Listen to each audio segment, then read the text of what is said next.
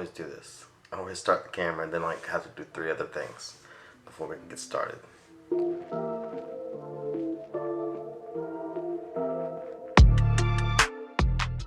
In today's video, I give you my long-term review of the Z30 after using it to film a few weddings and also to vlog my way through Ireland. Will it earn its keep? Let's find out. Action. So the Z30. As you can see, it's no longer on my desk. I have something mysterious here. I'm not sure if you can focus or make out what it is, but we'll talk about that in a second. And I'm filming on the Z8. I'm using the Rogue shotgun mic today instead of the Sarmonic Bluetooth mic that I have been using. I just want to see if it makes a difference on the audio. And the 24-to-120 is filming me right now. And I had the old Z6, which I have been filming with, sitting here with the 50mm, along with new camera. Before I get into ultimately why I returned the Z30, let's talk about the things I did like about it. After using it to vlog my way through Ireland, it filmed very well, I should say, in normal lit conditions. The photography in normal lighting was also pretty good. I did take it a few times when I didn't feel like the weight of the Z8. And I'll share some photos that I have from the Z30. Like I said, they're not bad. As for the video, we all know it does 4K 30, 24p. It does 1080, 60, and 120. I filmed everything in Ireland using 60 for the slow motion shots or the panning shots, and I used 24p for the video, and it looks good. So I'd say if you're buying this to vlog with and you're going to use, say, the internal mics, I would recommend buying the small rig Wind Muff or Dead Cat. But other than that, I'd say you'd be good to just use it as a pure vlogging setup. Get yourself something like this right here. Little Manfrotto mini tripod. It has a rotating ball so you can hold it as a vlogging camera and also use it as a little mini tripod if you want to take any family photos in your travels.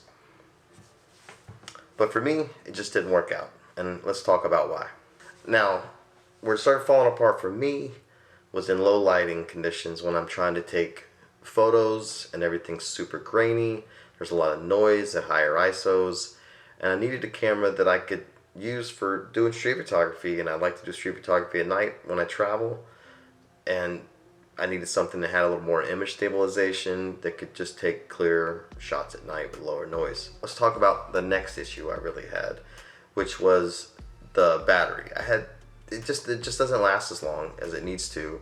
I couldn't get through a full day. It would drop to 50% and then all of a sudden start dropping in the red and back to 50% and back in the red. And I couldn't just rely on what the battery was saying, and I didn't want to buy another battery for it because it uses a different battery than the Z8, the Z6 II, and Mystery camera over here. These all three use the same battery, which means I had to buy one set of batteries for all the cameras, and I wouldn't have to worry about multiple versions of batteries for multiple cameras. And the last thing that was really a deal breaker for me was the image stabilization, like I talked about. But during the video, as you can see through the walking clips that I did at Bunratty Castle, the footage is almost unusable. And I need something with a little more stabilization when I'm using it for video. Alright, so let's get the unboxing started. Alright guys, today we're unboxing something that I've anticipated for quite a while. I actually had it in green for a small period of time, but I actually sent it back due to some defect issues on it. I got my new one here now today. Let's unbox it. Use my trusty Marine Corps K-bar. Actually, no, we won't. It's easier to do it this way. Alright guys, boom. There it is. Nikon Zf. I had it in green, but the green was too smooth. You could see the screw holes through it. No thanks. Got this one in black. As you can see, there's no charging brick for the battery in the box. It's just this USB cable. Highly disappointed in that, but I have a couple with the Z6 and the Z8 I'm filming with today. By the way, I'm using the 24 to 120 to film. Let's see how it turns out.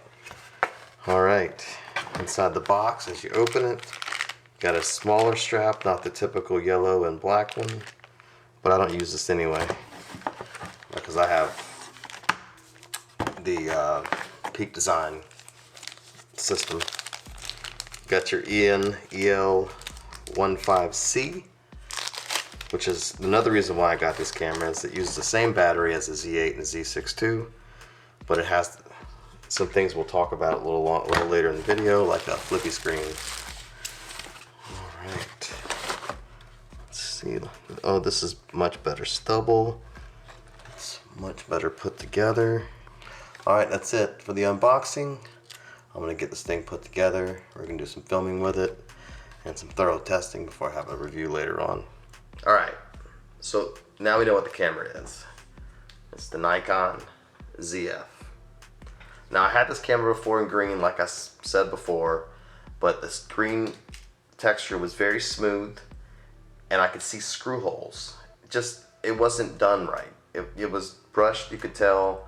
Pre-ordered it from Nikon at launch, so it was the first probably production line of that color. The black here, just like the fit and finish of it better. I'm glad to have it. It still has the flippy screen that I need for filming. It's a little heavier than the Z30 was, and it's a little bigger. I'll admit, I'll post those things up here in the video. But I'm hoping it's worth the extra weight.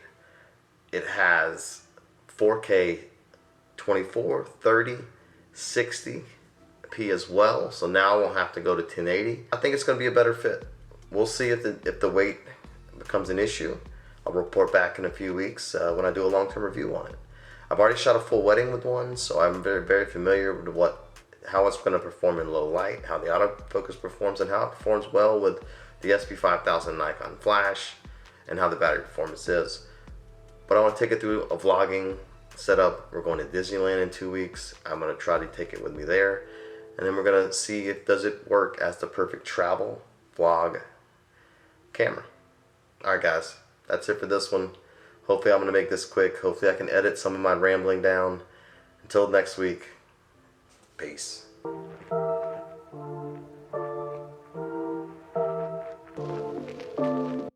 And we talk about, nope, unbox it, do the unboxing stuff, describe it, yada yada yada. In today's video, I give you my review of the nope.